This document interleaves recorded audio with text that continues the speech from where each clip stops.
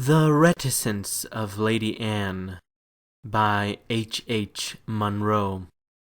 Egbert came into the large, dimly lit drawing-room with the air of a man who is not certain whether he is entering a dovecote or a bomb factory, and is prepared for either eventuality. The little domestic quarrel over the luncheon table had not been fought to a definite finish, and the question was how far Lady Anne was in a mood to renew or forego hostilities.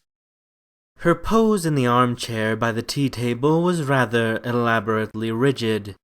In the gloom of a December afternoon, Egbert's pince-nez did not materially help him to discern the expression of her face.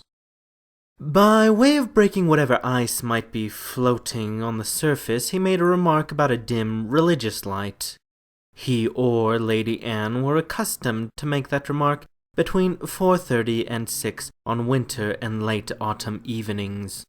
It was a part of their married life. There was no recognized rejoinder to it, and Lady Anne made none. Don Tarquino lay stretched on the Persian rug, basking in the firelight with superb indifference to the possible ill humor of Lady Anne. His pedigree was as flawlessly Persian as the rug, and his ruff was coming into the glory of its second winter. The page boy, who had Renaissance tendencies, had christened him Don Tarquino. Left to themselves, Egbert and Lady Anne would unfailingly have called him Fluff, but they were not obstinate. Egbert poured himself out some tea. As the silence gave no sign of breaking on Lady Anne's initiative, he braced himself for another Yermak effort.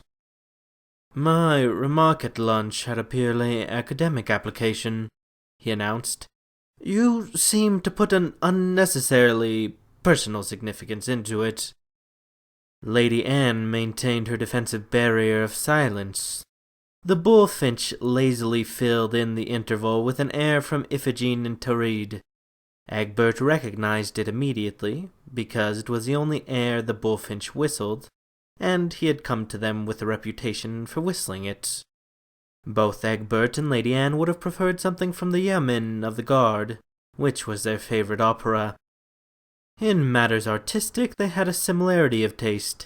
They leaned towards the honest and explicit in art, a picture, for instance, that told its own story, with generous assistance from its title. A riderless war-horse with harness in obvious disarray, staggering into a courtyard full of pale, swooning women, and marginally noted bad news, suggested to their minds a distinct interpretation of some military catastrophe. They could see what it was meant to convey and explain it to friends of duller intelligence. The silence continued. As a rule, Lady Anne's displeasure became articulate and markedly voluble after 4 minutes of introductory muteness. Egbert seized the milk jug and poured some of its contents into Don Tarquino's saucer. As the saucer was already full to the brim, an unsightly overflow was the result. Don Tarquino looked on with a surprised interest that evanesced into elaborate unconsciousness when he was appealed to by Egbert to come and drink up some of the spilt matter. Don Tarquino was prepared to play many roles in life, but a vacuum carpet cleaner was not one of them. "Don't you think we're being rather foolish?" said Egbert cheerfully. If Lady Anne thought so, she didn't say so. "I dare say the fault has been partly on my side," continued Egbert with evaporating cheerfulness. "After all, I'm only human, you know. You seem to forget that I'm only human." He insisted on the point as if there had been unfounded suggestions that he was built on satyr lines, with goat continuations where the human left off. The bullfinch recommenced its air from Iphigene and Tauride. Egbert began to feel depressed. Lady Anne was not drinking her tea. Perhaps she was feeling unwell. But when Lady Anne felt unwell, she was not wont to be reticent on the subject.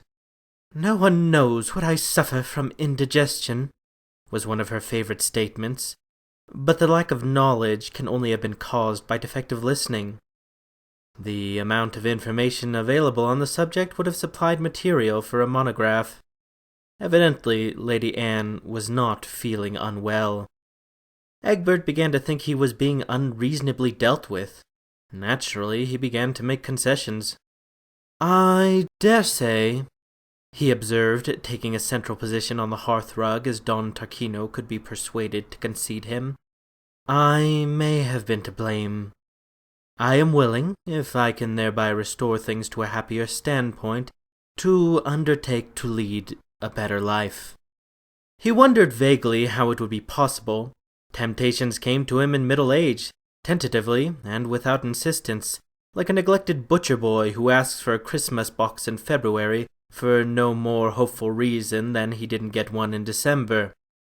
He had no more idea of succumbing to them than he had of purchasing the fish knives and fur boas ladies are impelled to sacrifice through the medium of advertisement columns during 12 months of the year. Still, there was something impressive in this unasked-for renunciation of possibly latent enormities. Lady Anne showed no sign of being impressed. Egbert looked at her nervously through his glasses. To get the worst of an argument with her was no new experience. To get the worst of a monologue was a humiliating novelty.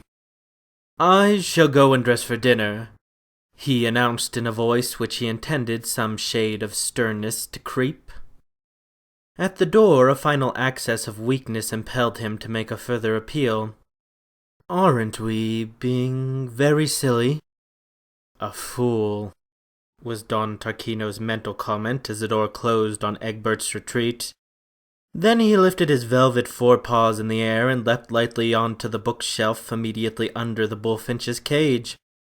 It was the first time he had seemed to notice the bird's existence, but he was carrying out a long-form theory of action with the precision of mature deliberation. The bullfinch, who had fancied himself something of a despot, depressed himself of a sudden into a third of his normal displacement.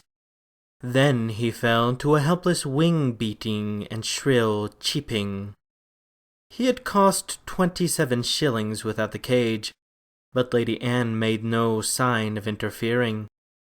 She had been dead for 2 hours.